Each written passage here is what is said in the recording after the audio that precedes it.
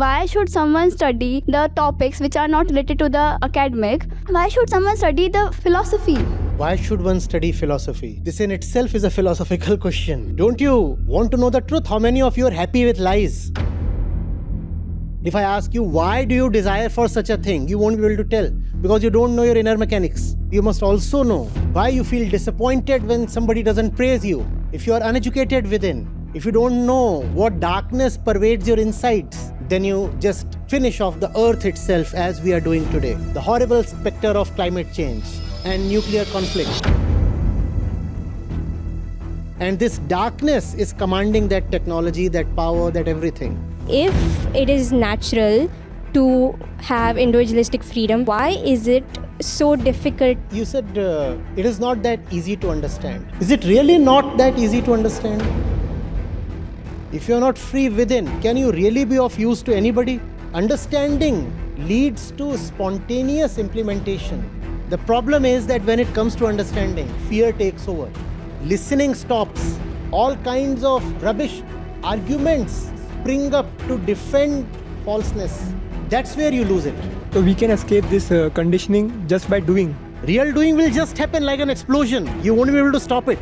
Your understanding will become the master. It will command your life. Your actions will become super smooth.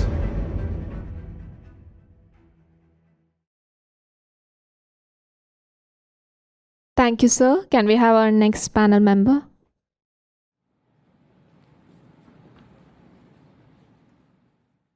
This format is good.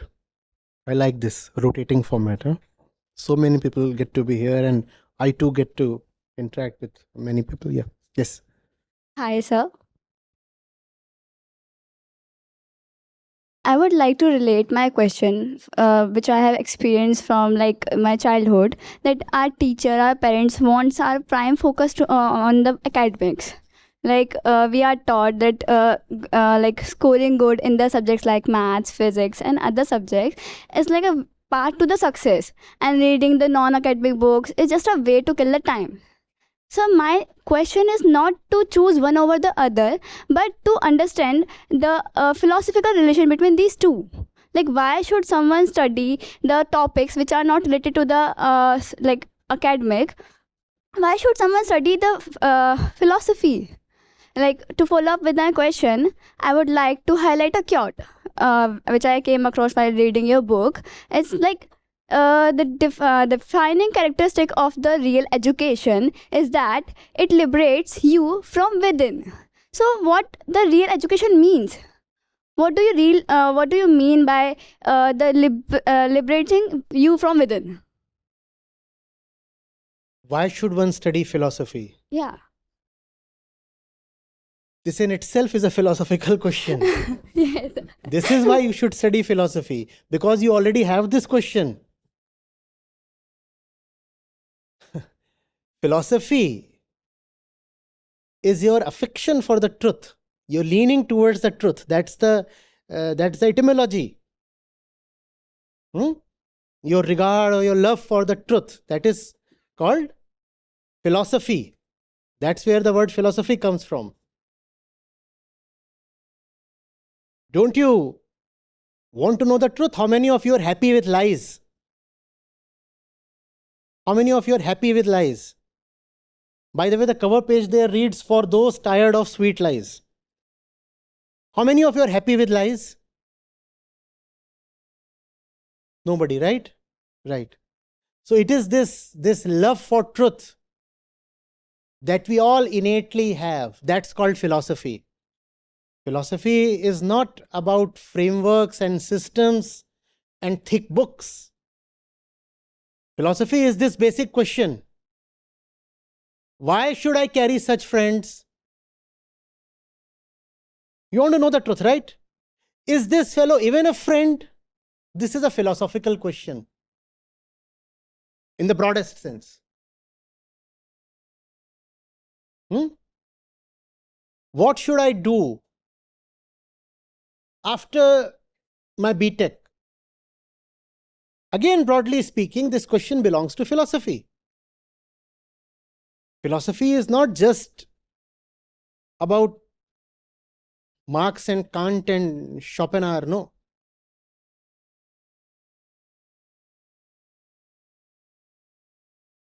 Getting it?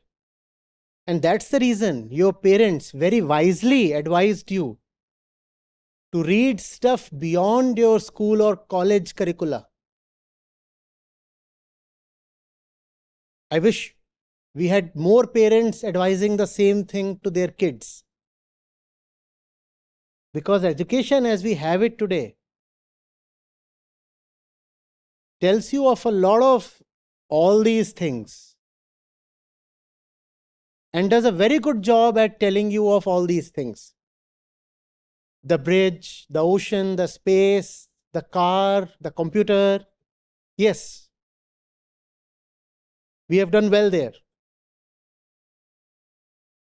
But there is no subject, no course called I or self. Or is there one? It wasn't offered to me at least. Is your institution offering one? It should. All institutions, not just colleges, even schools, should have a course, Self 101. Because you are reading science. You are not science. You are doing technology. You are not technology. Shouldn't you know about yourself first? You are taught history. Are you historical? You know of what happened in the past, but you don't know who you are. How wise is that? Right? You are taught how airplanes work, but you don't know how you work. Do you know how your mind works? You don't know that, right? If I ask you, why do you desire for such a thing? You won't be able to tell because you don't know your inner mechanics. And that's what the formal education system lacks in. Education of the self. And because the formal education system does not provide that, hence, that has to be done at home, in an informal way, or the student has to be curious enough to take it up on her own. I did that. Use the internet. Now you have AI. Use AI. Be self-educated. You require both these things. Knowledge of how the world functions, how politics functions, how economics functions. Right? What's there in your constitution? Yes, you must know that. You must know why, for example, the lizard doesn't drop off from the wall. You must know that, yes. But you must also know why you feel like showing off. Why you feel disappointed when somebody doesn't praise you. You must also know these things. These are very important questions, are they not? Are you not important? If you are important, then education of the self is important. Getting it? And if you don't have education of the self, then you will be a very educated person when it comes to all this, but very, very illiterate within. And what happens when an illiterate one gets to wield a lot of technology and a lot of power? What happens? If you are uneducated within, if you don't know what darkness pervades your insides, but you have a lot of power, economic power, technological power, military power, all those things you have, then you just finish off the earth itself as we are doing today. The horrible specter of climate change and nuclear conflict. We have great technology out there and great darkness in here. And this darkness is commanding that technology, that power, that everything.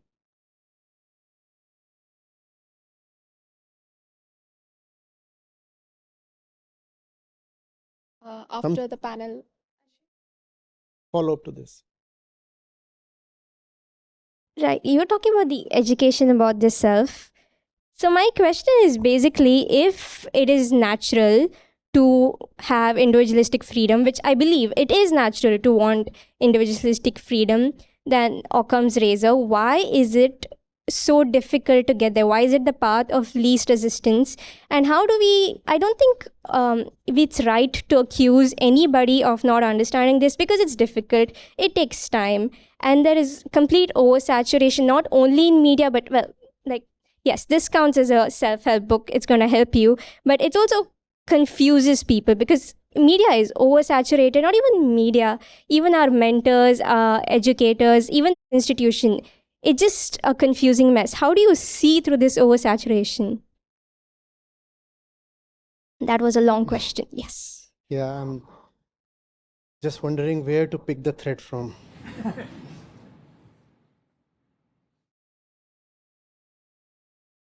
See, first of all, a few things. This is not individualistic freedom.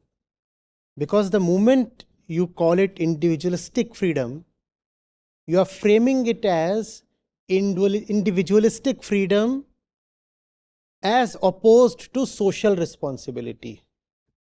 That's not a description, that's an accusation. This is not individualistic freedom.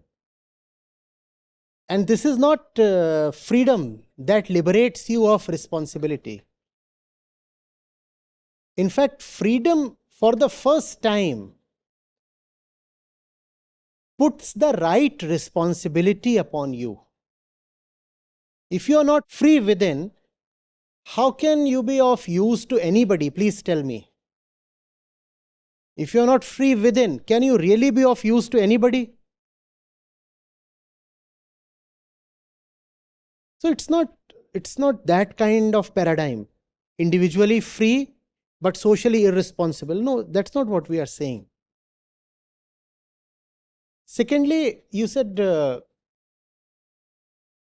it is not that easy to understand. Is it really not that easy to understand? I mean, as I have been speaking, have I been going overhead? Have I been incomprehensible? Implementation, you just don't need to worry about.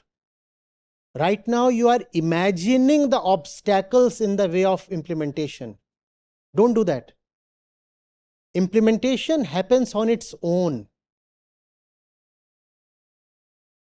What you have to be courageous about is understanding, not implementing. This is a cliche. We say, yes, I understand, but when it comes to implementing it, then I falter. No.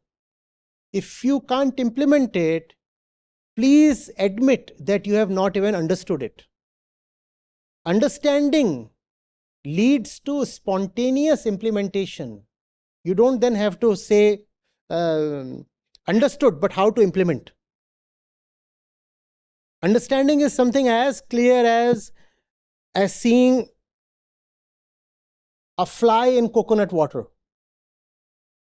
Now, will you say, I have seen it, but how do I implement it? I'll still drink it. Once you have seen it with clarity, the right action will follow on its own. You don't have to worry about implementation. But often we block seeing itself with imagined fears of implementation. This is your time to understand. Just understand. But you will block the incipient understanding by saying, even if I understand, I won't be able to implement because I'm afraid. Now, implementation, yes, won't happen, but not because implementation was difficult, but because you didn't understand. Yes, implementation will definitely not happen. Nothing will be implemented. But the reason is misplaced. You are attributing the lack of implementation to the difficulty of implementation. No, there is no difficulty there. The problem is that when it comes to understanding, fear takes over. Listening stops. all kinds of rubbish arguments spring up to defend falseness. That's where you lose it. Just without care, without concern, without worrying, imagining the future.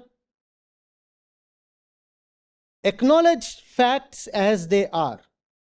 Acknowledge facts as they are.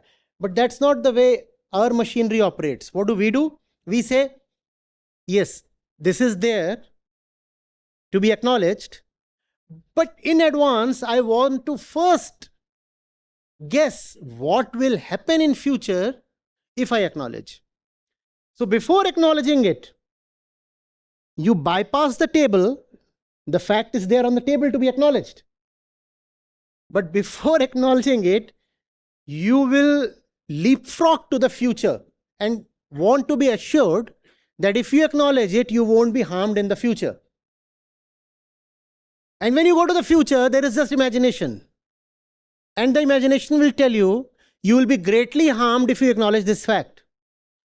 So you come back and say, no, I'll not acknowledge it because I just referred to the future. And the future told me, if you acknowledge this, then there will be harm. So I'm not going to acknowledge this. And if you don't acknowledge this, then obviously the future will be harmed because this is the fact. No one can live without them.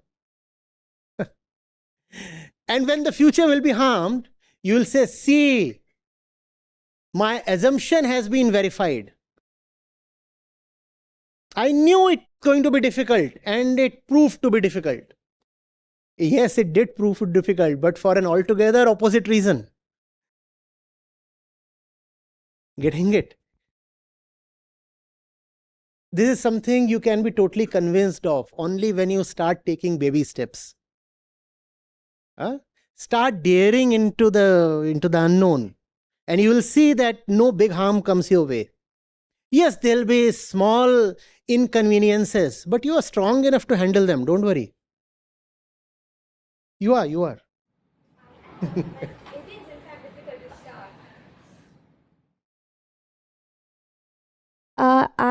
Yes, it is possible to understand, it is possible to implement, and that is what I'm saying. It is possible, but often the issue arises when you're starting to understand, because you're You are right. understanding right now. Is there a difficulty? Now I don't, because I understand it, but when I was understanding it, it was difficult. Even as we move through this conversation, is there a difficulty in acknowledging what is obviously the fact? There is no difficulty.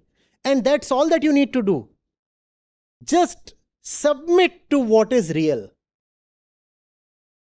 And there's no difficulty there because it is real. Nothing more is asked of you. As you move through life, just keep surrendering to what is real. And don't worry about the rest. So we can escape this conditioning just by doing. You don't have to do anything. Real doing happens a lot on its own. Real doing is such a powerful thing, you'll be helpless before it. Real doing will just happen like an explosion. You won't be able to stop it. The problem is not the doing. The problem is understanding. Understand, and then you will be helpless in front of your own understanding. Your understanding will become the master. It will command your life. Your actions will become super smooth. My name is Tarun. I am 23 years old, and I was lucky enough to get introduced to Acharya Ji during COVID itself, when I was 18 or 19 years old. And one notable change that I hold dear to my heart that came after listening to Acharya Ji closely was that ever since childhood I've always been a shy and introverted kid. And it was an inhibition that stayed with me throughout. And I thought I would never be able to get over it, since I'd already grown up quite a bit and it had become a habit. But as a consequence of being close with Acharya Ji's teachings, I learned to challenge my fears and inhibitions. And in college, I was able to get to a point where I was leading a 80 to 100 member student team with decent success. That is when I realized that just watching Acharya Ji on YouTube is not sufficient. There needs to be a constant closeness to his teachings, to the scriptures, and that is where Gita community comes in. For the past 9 months, I have been dedicated to being an active member of the community and be close to Acharya Ji's teachings. And now I find myself capable of again tackling my fears, my inhibitions, and so on. So that's all. Thank you.